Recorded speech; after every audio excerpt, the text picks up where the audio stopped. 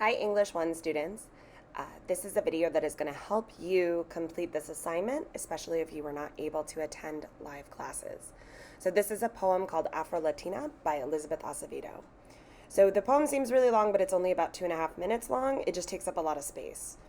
If you want to watch the video on your copy, you can click this link again, and then you just complete the chart. I do want you to focus on diction, which means word choice, because poets are very intentional in the words that they choose.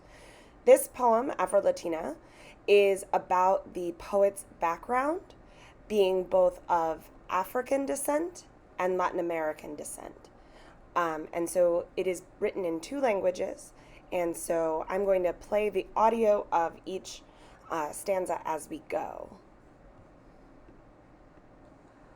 Afro-Latina, camina conmigo, salsa swagger anywhere she go, como la negra tiene tumbao azúcar. Dance to the rhythm, beat the drums of my skin. Afro descendant, the rhythms within. The first language I spoke was Spanish. Okay, so that's the first stanza. So camina conmigo means sort of like walk with me. Y la negra tiene tambao is actually a reference to a song by Celia, I believe. And so she is talking about her heritage, and now she's saying the first language she spoke was Spanish. So this question asks, does speaking Spanish or any other language as your first language make someone less American? And so this requires you to think about what it means to be an American, and what does the language have to do with it as well. This is an opinion question, so you get to sort of respond how you like. Remember that the instructions say write at least 1 complete sentence. All right, second stanza. Learn from lullabies whispered in my ear. My parents' tongue was a gift which I quickly forgot after realizing my peers did not understand it. They did not understand me. So I rejected habichuela and mango, much preferring Happy Meals and Big Macs, straightening my hair in imitation of Barbie. Okay, so the second, she learned her parents' tongue. So tongue is another word for language. She learned her parents' tongue from lullabies. And so we can infer that she learned the language of Spanish when she was a child, and then she quickly forgot it after realizing her peers, her classmates, didn't understand it. And so we can make another inference here that she's probably in the United States now. Her peers speak English, and they have a different culture than her. And so she started to reject habichuela y mango, which is, I believe, Latin American, a Central American dish of beans, maybe. And so that's representing her Latin American heritage, much preferring Happy Meals and Big Macs, which are representations of American culture, and then straightening her hair in imitation of Barbie. So trying to embrace or really promote American culture while rejecting her own culture or her parents' culture. So the question number 2 is, what does the speaker think about her parents' culture, or why did she straighten her hair? You only have to answer one of these questions.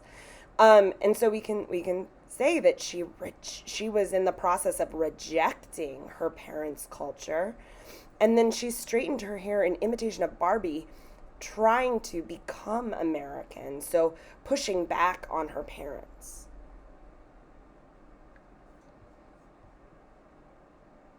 I was embarrassed by my grandmother's colorful skirts and my mother's brocky English, which cracked my pride when she spoke.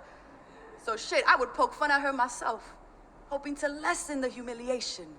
Proud to call myself American, a citizen of this nation.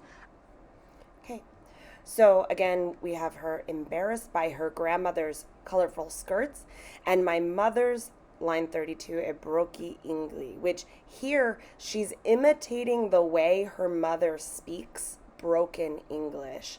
And so this is pretty offensive, and you really shouldn't make fun or imitate someone's accent as they're trying to speak English. It's really inappropriate. But she's doing it to show that she would rather make fun of her mother and the culture that she represents, and her lack of the ability to speak fluent English. She hoping to lessen her own humiliation. So she felt different, and so it it helped build her up and build her pride by making fun of her mother. So, but she is embracing American culture. And so that's the question.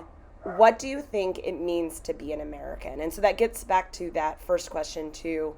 So what are the qualities of being an American? Where do you need to live in the United States to be considered American? Okay. What think about language. And so then this again is an opinion question. I hated caramel colored skin. Curse God, I'd been born the color of cinnamon, how quickly we forget where we come from. So remind me that I come from the Taínos of the... Oops, I got ahead of myself. All right, so this one. What sensory details can you identify in this section of the poem? Remember, sensory details have to do with our 5 senses. So sight, smell, taste, touch, hearing. So in this, we have 2 lines. I'm going to go ahead and give them to you because we discussed it in class. We have 2 lines that have sight sensory. So we have caramel color and we have color of cinnamon, which are both interesting and more interesting ways of saying like a brown color. And also I want to point out that they're both food. Elizabeth Acevedo, the author here, uses food often in her poetry and in her writing. So she's already said, so remind me that I come from the Taínos of the Rio, the Aztec, the Mayan. Here she is talking about her heritage of where her people come from. Los Españoles, the Spanish, on our farms searching for gold, and the Yoruba Africanos, with our hands we built a world beyond imagination, is what she's saying. So here she is really talking about her heritage, her ancestors that are a long way back and coming from lots of different places. So the question number 5 is, do you know much about your heritage, and does it have any effect on your life? And to give an example of that, I don't know much about my heritage, but I do know that as a white person, and that my heritage is European, that does have an effect on my life. I am granted a fair amount of privilege that I wouldn't have otherwise if my skin were a different color. So that's one way that my heritage affects me. Your heritage might affect you in a different way. Rio, the Aztec, the Mayan, los Incas, los Españoles con sus fincas buscando oro, and the Yoruba Africanos que con sus manos built a mundo nunca imaginado. I know I come from stolen gold, from cocoa, from sugarcane, the children of slaves and slave masters, a beautifully tragic mixture, a sancocho of erased history. Okay, so here she's saying that she comes from stolen gold, cocoa, sugarcane. These all have to do with Central America and farming and plantations and slavery. And she is saying that she is a child of both slaves and slave masters, which is a beautifully tragic, very, very sad mixture, right? Because slaves didn't necessarily consent to slave masters. And so if they're having children, that's probably the result of rape. Right? So, and she's saying a sancocho, which is like a stew of a race history. So she is talking about all the different ways that or all the different places that her ancestry is coming from. So this is about slavery more in Central America. I'd like you to think about what effect you think slavery has on the U.S. today. Where do we see it? Do we see it in voting? Do we see it in where people live? Do we see it in education? What do you think what effect do you think slavery has had on U.S. as it exists today? And my memory can't seem to escape the thought of lost lives and indigenous rape. A bittersweet bitterness, a feeling innate, the soul of a people past, present, and fate. Our stories cannot be checked into boxes. Okay, so our stories cannot be checked into boxes. What does the poet mean by this? And so I want you to think about checking a box on a form and how limiting that is, how it really, really doesn't tell the whole story. So she's saying she might check a box on a form that says her race or that says her ethnicity, but it really doesn't tell the whole story of her heritage, of her history, and of where she came from.